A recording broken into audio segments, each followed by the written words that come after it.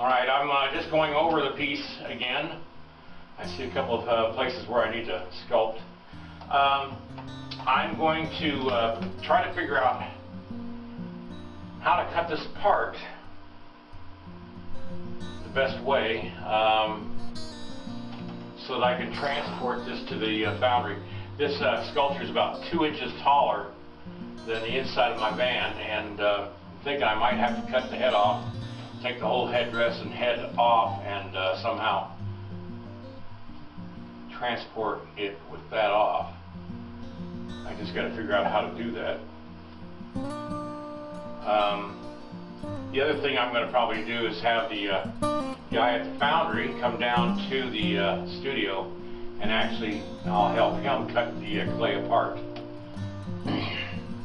I've got to cut the show a little short today because I'm going over to the Veterans Memorial here in Ennis and photograph the walls for the website. They've got new bricks up, and what they do is they put bricks up with the names of family members who served in the military, and my dad's up on the wall, and so you know, you pay so much money, and that helps pay for the Veterans Memorial, and they need me to photograph the walls. I did the life-size bronze at the memorial. If I get a chance, I'll take pictures and maybe a short video of the memorial. Piece is pretty much done. I've got design to figure out for these sheets.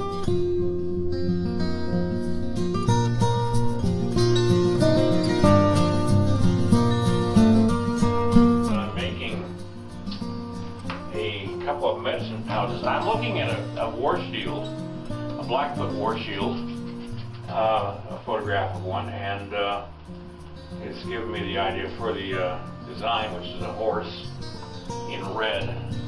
I don't know what this is. It's 2 triangles, one above the other, and what looks like gloved hands here. And I'm just assuming that's what it is. The shields were made from dreams. A warrior would have a sacred dream or vision, and they would create their shield with that design on it. And so this would be only known to the warrior himself, and it gave him the medicine that he needed to survive a battle. And some shields, I've read someplace where even some shields were so powerful that when a hunting party or a raiding party went out, they took this shield, and to find out how the raiding party would, you know, how successful they would be determined by which way the shield rolled on the ground, and then it ended up on what side of the shield. So sort of like throwing coin to, you know, a lot of us in the world. But to them, the shield was very sacred, very powerful medicine. And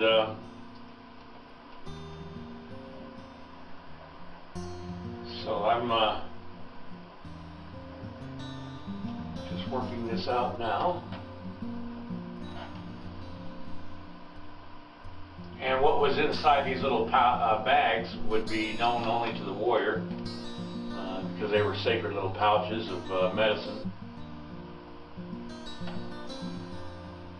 Could be rocks, it could be just ochre, you know, ground up ochre. Could be, well, anything. It could be tobacco, it could be dirt from a sacred spot. Alright, I'm going to just keep playing with this. I'll put some feathers on it now. I'm going to use a couple of the clay feathers that I made earlier and reshape them a little bit to the type of feathers. What the feathers were cut off feathers, shortened. So that's what I'm going to do.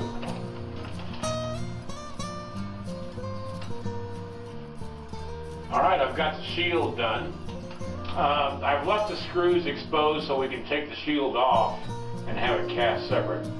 I don't want to have to go searching for the screws that hold it on. The hands are done, the sleeves of the shirt are done, and so it's just a matter of a couple more areas. I'm going to go over it again tomorrow. Actually, I'm not going to be here tomorrow, so I'll go over it again on Wednesday and just double check it.